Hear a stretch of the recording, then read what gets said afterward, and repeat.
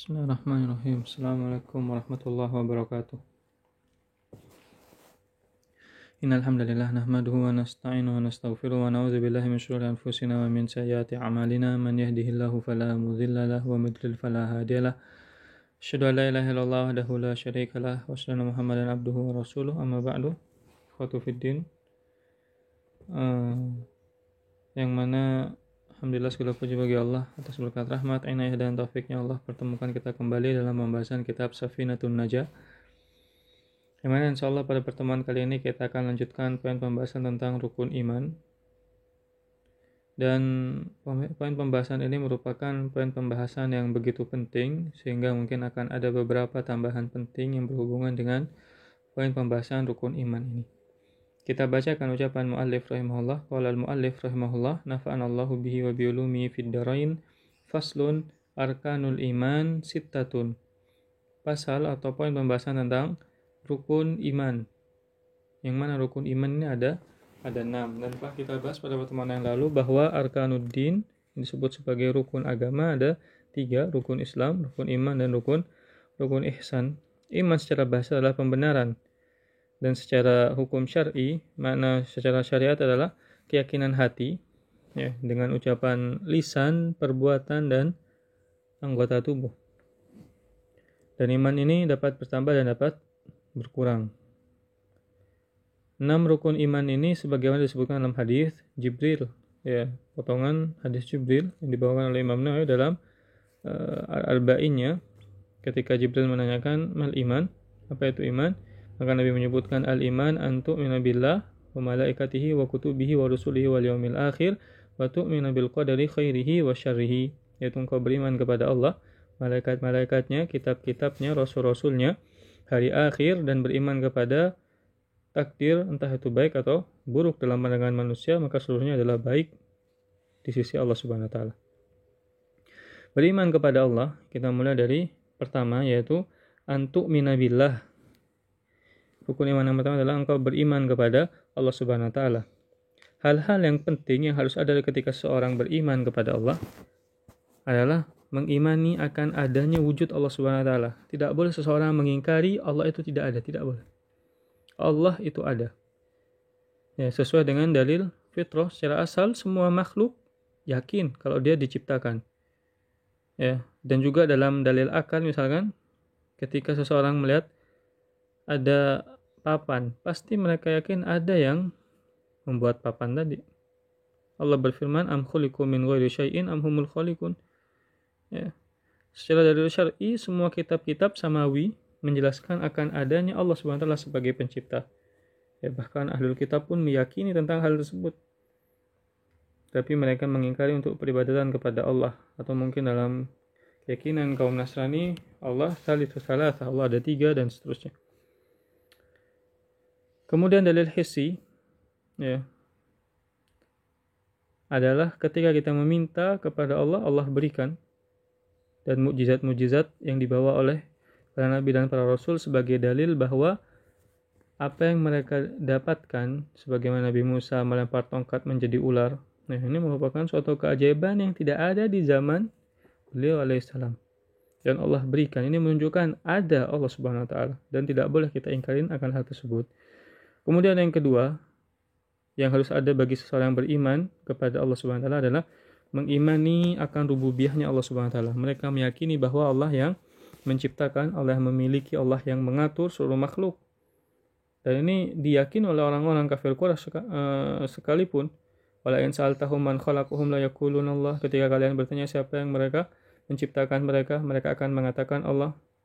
Wala in sa'altahum man khalaqas samawati wal ard la yaquluna khalaqahunnal azizul alim. Ketika engkau bertanya kepada mereka siapa yang menciptakan langit dan bumi, maka mereka akan mengatakan yang menciptakan semua itu adalah Al-Aziz dan Al-Alim, yaitu Allah Subhanahu wa taala. Yang ketiga yang harus ada bagi seseorang yang beriman kepada Allah Subhanahu wa taala adalah mengimani akan uluhiyahnya Allah, yaitu Allah adalah satu-satunya zat yang berhak disembah. Ya. Ubudullah ma lakum min ilahin ghairuh. Sembahlah Allah, tidak ada sesembahan selain Allah Subhanahu wa taala. Wa ilahukum ilahun wahid. Dan sesembahan kalian adalah sesembahan yang esa, itu Allah Subhanahu wa taala. Dan orang-orang musyrik menjadikan sesembahan selain Allah Subhanahu wa taala. Dan ini merupakan inti dari dakwah yang sering kita dengar, mendakwahkan tauhid, yaitu mentauhidkan Allah dalam permasalahan uluhiyah. Karena dalam tauhid rububiyah banyak orang-orang kafir sekalipun yang mengimani. Tapi dalam tauhid uluhiyah tidak sedikit orang-orang yang mengaku muslim terkadang mengingkari tauhid uluhiyah. Dan ini adalah suatu hal yang menakjubkan ketika mereka meyakini Allah yang menciptakan, Allah yang mengatur, Allah memiliki, kenapa mereka tidak menyembah kepada Allah? Masih menyembah kepada selain Allah Subhanahu wa taala. Fa idza raqibu fil fulki da'allaha mukhlishina lahuddin. Dan ketika mereka mengarungi lautan, maka mereka berdoa kepada Allah dengan ikhlas. Falamma najjahum ilal barri fa idzahum yusyrikun. Dan ketika mereka diselamatkan ke daratan, mereka kembali berbuat syirik. Oleh karenanya, selain seseorang mengimani Allah, yang harus ada dalam mengimani Allah adalah mengimani Allah sebagai satu-satunya zat yang berhak disembah, selainnya adalah batil. Karena sesembahan selain Allah Subhanahu wa taala tidak bisa memiliki kekhususan untuk disebut sebagai sesembahan. Allah mengingkar dalam Al-Qur'an, ayusyrikuna ma la yakhluqu syai'a wa hum yukhlaqun. Apakah mereka berbuat syirik kepada sesuatu yang tidak bisa menciptakan sesuatu apapun, sedangkan mereka pun diciptakan? Maka ini poin yang ketiga yang harus ada bagi seseorang yang beriman kepada Allah Subhanahu wa taala. Yang keempat adalah mengimani akan nama dan sifat Allah Subhanahu wa taala. Maknanya adalah mengimani nama dan sifat Allah Subhanahu wa taala sebagaimana dalam yang difirmankan oleh Allah dalam Al-Qur'an dan disabdakan oleh Nabi dalam hadisnya. Dan tidak boleh seseorang menyerupakan Allah dengan makhluknya. Dan juga tidak boleh merubah-rubah makna kecuali dengan atas dalil yang sahih, atas nas yang ada. Sehingga dalam hal ini mungkin kita akan jumpai ada dua kelompok kaum muslimin yang tergelincir dalam bab ini, yaitu kaum Mu'attilah yang mengingkari atas nama dan sifat Allah Subhanahu wa taala. Dan yang kedua adalah kaum Musyabbihah yang menyerupakan Allah dengan makhluknya. Karena mereka tidak sedikit kita jumpai salah memahami dalam nas yang berhubungan dengan nama dan sifat Allah. Ahlus Sunnah wal Jamaah dalam hal ini yang kami yakini adalah kaum Athari yang mengimani nama dan sifat Allah sebagaimana apa yang Allah sebutkan, tetapi kita tidak bisa menanyakan kaif, bagaimana zat Allah Subhanahu wa taala. Ketika Allah menyebutkan Allah beristiwa, kita imani dengan istiwanya Allah Subhanahu wa taala. Tetapi tidak boleh diserupakan dengan makhluk. Karena kaum musyabbihah pun berbahaya menyerupakan Allah dengan makhluk. Dan mereka ketika menyerupakan Allah dengan makhluk, maka suatu hal yang batil. Karena tidak mungkin pencipta sama dengan yang dicipta.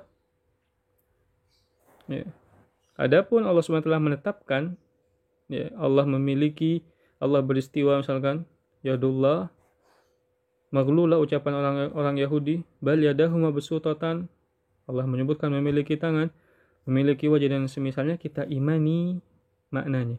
Adapun hakikatnya kita tidak tahu, kita kembalikan kepada Allah Subhanahu wa taala.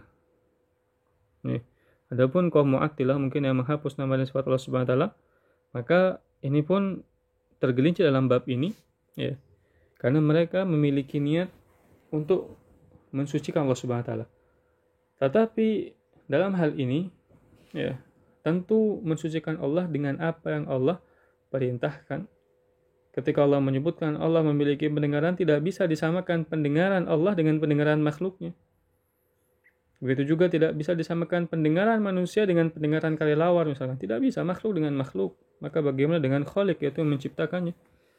Maka ketika mengimani Allah Subhanahu wa taala harus memiliki 4 poin ini, yaitu mengimani akan wujud Allah, mengimani rububiyahnya Allah, Allah yang menciptakan, mengimani uluhiyahnya Allah, dan mengimani nama dan sifat Allah Subhanahu wa taala.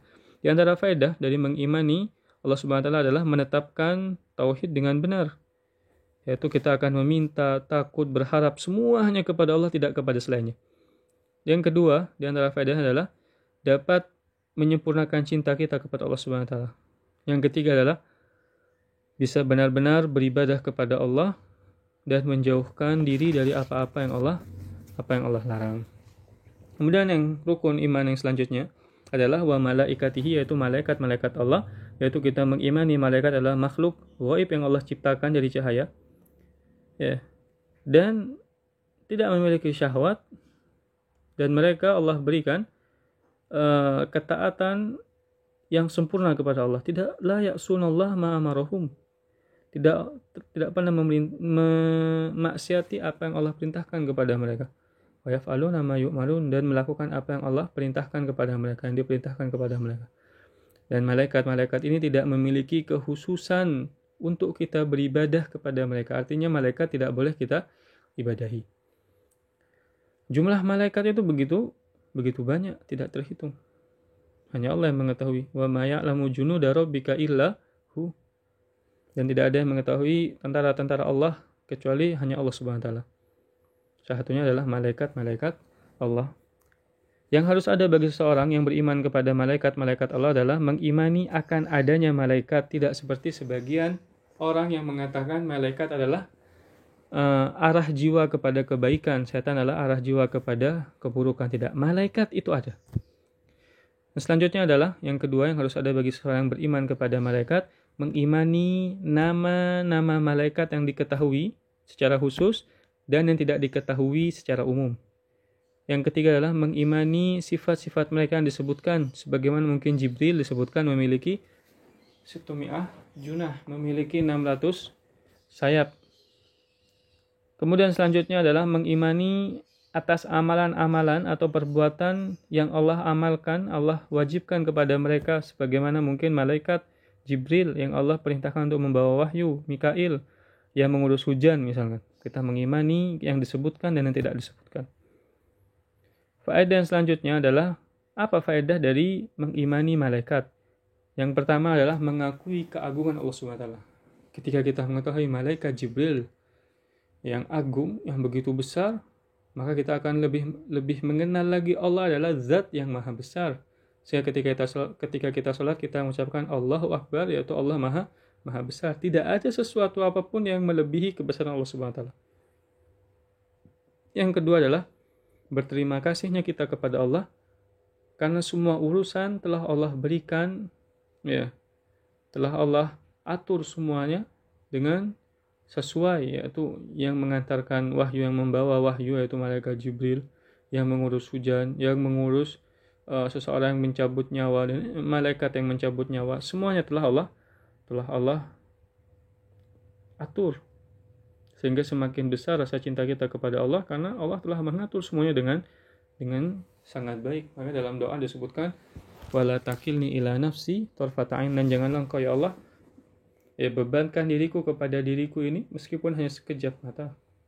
Sekejap mata kita tidak akan mampu, apalagi melebihi hal itu. Kemudian selanjutnya adalah beriman wa kutubihi, kepada kitab-kitab Allah Subhanahu wa taala. Yaitu kitab maknanya adalah tulisan atau firman Allah Subhanahu wa taala yang Allah turunkan kepada rasul-rasulnya sebagai rahmat bagi semesta alam, ya, dan bagi manusia pada khususnya, dan bagi alam semesta pada umumnya. Ya, fungsinya apa? Agar manusia mendekatkan diri kepada Allah Subhanahu wa taala. Ya, kita mengimani kitab-kitab Allah Subhanahu wa taala. Yang harus ada bagi seseorang yang beriman kepada kitab Allah adalah yaitu mengimani kalau kitab ini diturunkan oleh Allah Subhanahu wa taala. Dan selanjutnya adalah mengimani nama-nama yang disebutkan dari kitab-kitab tersebut, Injil, Taurat, Zabur. Ya, secara umum, secara khusus, dan kitab-kitab lain secara umum yang tidak disebutkan. Yang ketiga adalah membenarkan kabar dari kitab-kitab yang ada. Ya, terlebih dalam Al-Quran, kita tidak boleh mengingkari satu huruf pun, karena mengingkari satu huruf jatuh kepada kekufuran. Yang keempat adalah mengamalkan hukum-hukum yang belum dinasakh, yang belum dihapus. Karena bisa jadi ada hukum-hukum, misalkan khamr di awal Islam tidak diharamkan, kemudian setelah itu khamr diharamkan. Maka kita mengimani yang diharamkan, tidak boleh mengatakan khamr belum haram, tidak boleh. Khamr sudah haram, ya telah Allah haramkan. Di antara faedah dari beriman kepada kitab-kitab Allah adalah dapat mengetahui kecintaan Allah kepada hambanya. Buktinya apa? Allah turunkan kitab kepada kita semua, ya, supaya kita bisa berjalan di atas hidayah, di atas petunjuk dari Allah Subhanahu wa taala. Kemudian selanjutnya adalah mengimani atas hikmah Allah, karena setiap kaum memiliki syariat-syariat yang berbeda. Bisa jadi dari kaum Bani Israel ketika mereka bertobat harus bunuh diri misalkan, harus dibunuh. Tetapi bagi kaum muslimin bertobat hanya urusan dia dengan Allah Subhanahu wa taala. Bahkan tidak perlu kita membuka aib kita kepada seorang pun. Kemudian selanjutnya warusulihi, dan beriman kepada rasul-rasulnya, rasul-rasul Allah Subhanahu wa taala. Rasul artinya adalah utusan Allah Subhanahu wa taala. Yang harus ada bagi seseorang yang beriman kepada Rasulullah adalah mengimani bahwa risalah yang dibawa oleh para nabi dan para rasul adalah benar. Karena kenapa? Mengingkari satu saja nabi maka bisa jatuh kepada kekufuran. Kadzabat adunil mursalin, kadzabat qaumun nuhil mursalin. Kaum Nuh mengingkari para rasul. Padahal sebelum Nuh tidak ada para rasul, tidak ada rasul. Hanya Nabi Nuh, tapi Allah menyebutkan kaumnya Nabi Nuh mengingkari para rasul. Mengingkari satu rasul bisa jatuh kepada kekufuran. Yang kedua adalah mengimani nama-nama yang disebutkan secara khusus dan yang tidak disebutkan secara umum. Yang ketiga adalah membenarkan kisah-kisah yang sahih, ya, yang ada di dalam Al-Quran, misalkan dalam hadis, kita harus mengimaninya. Yang keempat adalah mengamalkan syariat yang diturunkan kepada kita. Syariat yang Allah turunkan kepada kita itu syariat yang ada dalam Al-Quran dan hadis Nabi Muhammad SAW. Ya. Di antara faedah dari beriman kepada para rasul adalah dapat mengetahui bahwa Allah cinta kepada hamba-hambanya. Buktinya apa? Allah turunkan, Allah utus para nabi dan para rasul agar manusia bisa kembali ke jalan Allah Subhanahu wa taala. Kemudian selanjutnya adalah selainnya kita banyak bersyukur atas nikmat tersebut. Seandainya tidak ada Nabi Muhammad SAW, Allah tidak mengutus Nabi Muhammad SAW, ya, maka kita tidak tahu apakah kita berada di atas keislaman atau bahkan kita tidak mengenal apa itu Islam. Yang ketiga adalah dapat mencintai dan mengagungkan Nabi dan para Rasul. Tentunya dengan tidak melampaui batas, ya, sampai memuja-muja Nabi, tidak demikian. Dan yang selanjutnya adalah beriman kepada hari akhir, wabil yaumil akhir, yaitu beriman kepada hari akhir. Hari akhir adalah hari di mana manusia dibangkitkan.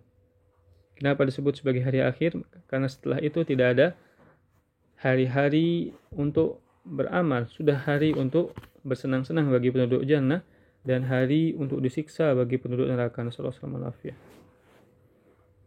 Di antara hal yang harus dilakukan bagi orang yang mengaku beriman kepada hari akhir adalah dia beriman akan adanya hari kebangkitan. Harus beriman.